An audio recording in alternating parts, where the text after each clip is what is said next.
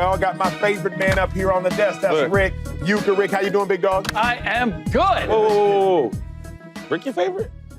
Whoa, you said it. You just said that. You say that every time. But you actually see me, you say, I'm your main man. You just Shade, basketball segment. Listen, he said, Slick Rick is here, my favorite. I just, when he called my line, I'm his favorite, but I guess. There was an implicit basketball. Exactly. It was implied. I understood I'm going to tell you what it is. He like them GMs. He lying to you. That's crazy. That's cool. Oh, man. Well, if y'all are unfamiliar, Slick Rick, one of the most bright minds in all of basketball, so a privilege to have him here. Rick, answer this. Tonight, must-win game for Oklahoma City. No. No? Wednesday was.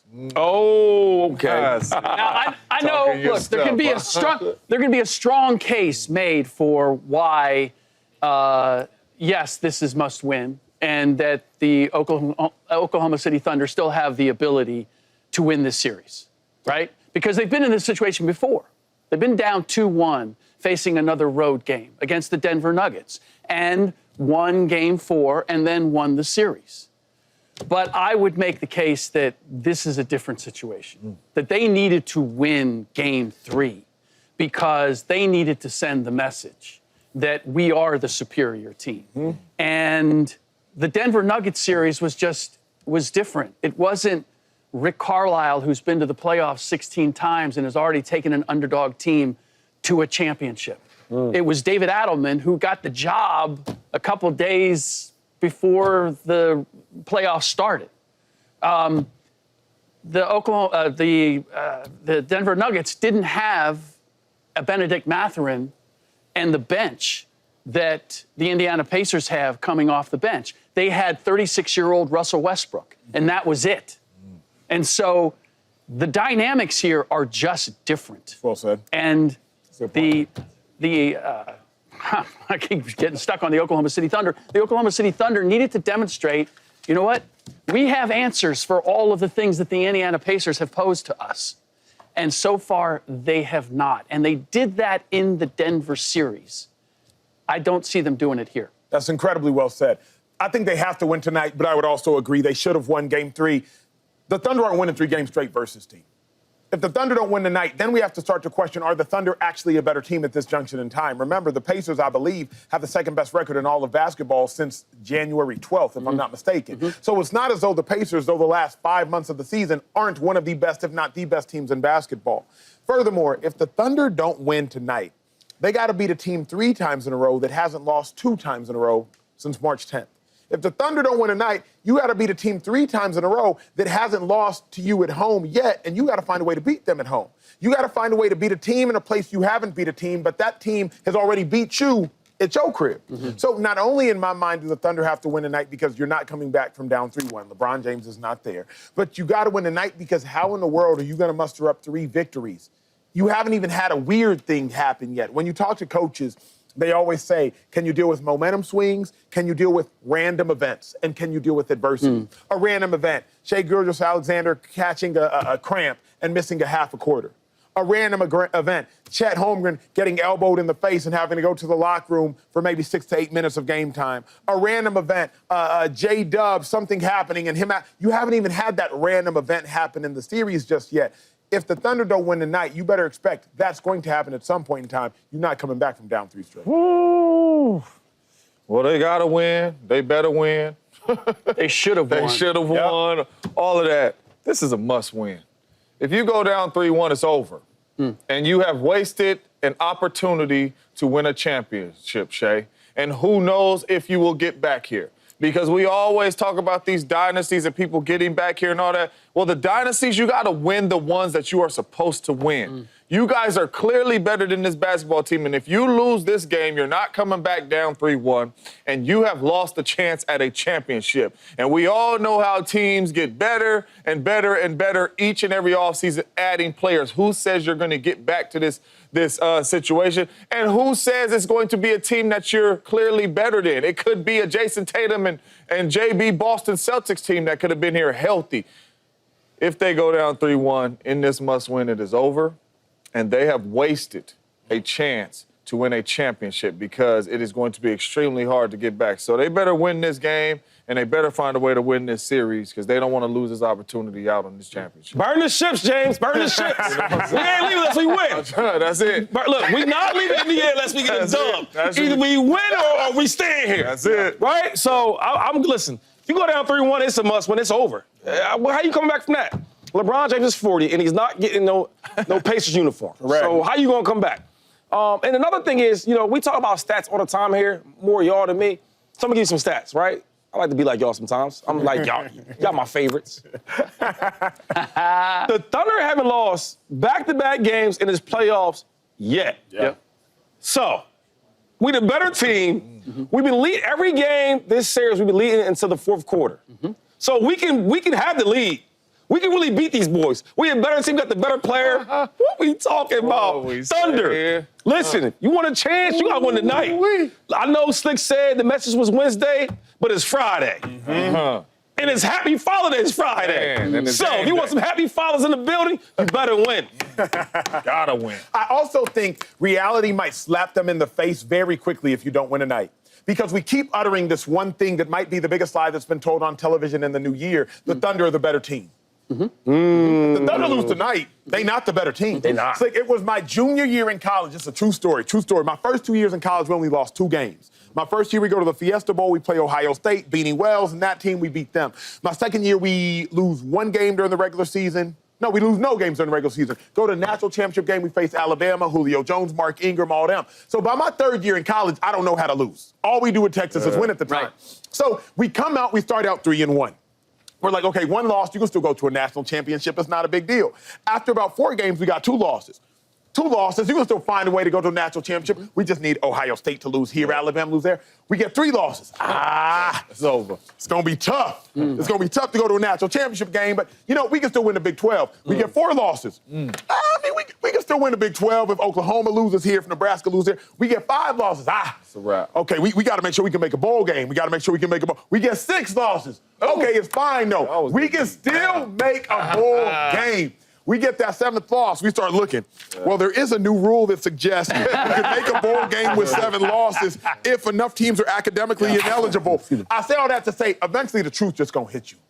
The truth just gonna hit you. We keep saying, okay, down 0-1, the Thunder the better team. Okay, it's 1-1, Thunder the better team. Down 2-1, the Thunder the better team. Down 3-1, eventually the truth just has to hit that the Thunder are not the better team. And if they go down 3-1, that truth is going to slap all of us in the face. Look, here's the reality. And I know we're slow to admit it because it's really hard to juxtapose what the Oklahoma City Thunder have done to this point, what they did to the regular season. And then you look over at the Indiana Pacers and you're like, who's your star? Like, what are we talking about? Like, to my man Shady's point, what are we talking about? What are we talking about? Like, this is the Oklahoma City Thunder.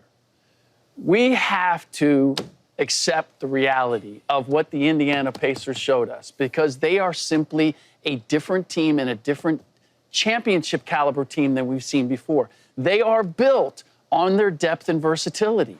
And it's not just Benedict Mathurin coming off the bench. It's Obi Toppin, it's T.J. McConnell. Like, we're looking at those names and we're like, what are you talking about? That's like, what I'm saying. what's the deal, right? Mm-hmm. But these boys at home versus what the Oklahoma City Thunder have, like, I'm now looking at the Oklahoma City Thunder already in a different frame. And what frame is that? Hold on, I can't skate past that. What frame are you looking at the Oklahoma City Thunder now? They are a really good team, a really young team that still has some growth and lessons to learn. And they are learning them right now. Mark Dagnall at the head of the list. Mm-hmm. Rick Carlisle has presented challenges and changes in this series that Mark Dagnall, in looking at his roster, what are his answers? Mm-hmm. What are his answers?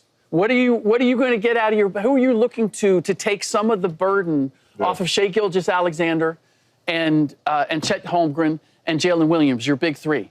Because what I saw was guys that were exhausted by the fourth quarter. And Shady has said, yes, Oklahoma City has demonstrated that they are the better team through 3 quarters every single game, right? And the Indiana Pacers have demonstrated we are the better team in the fourth quarter every single game. Yeah. And if you're so that what it tells the Oklahoma City Thunder is no matter how this game goes through the first 3 quarters, do we have an answer for the Indiana Pacers in the fourth quarter? And to this point, they have not. And with this game being at home and with the way the role players play, man, I have a hard time seeing that the Pacers have not made a statement that the Oklahoma City Thunder don't have an answer for. Great point. As you was talking, I was doing a lot of writing. You said a lot of things there. Yeah. And let me just, as you said all that, and I wrote it down as I'm reading it, it sounds like to me, from when you talking and me writing, that you think The Pacers. the Pacers going to win this whole finals, right? Yes. Ooh, and Yes. they said that confident. Yes. I just want to be clear. I just want to be clear. I don't see the Indiana Pacers losing another home game.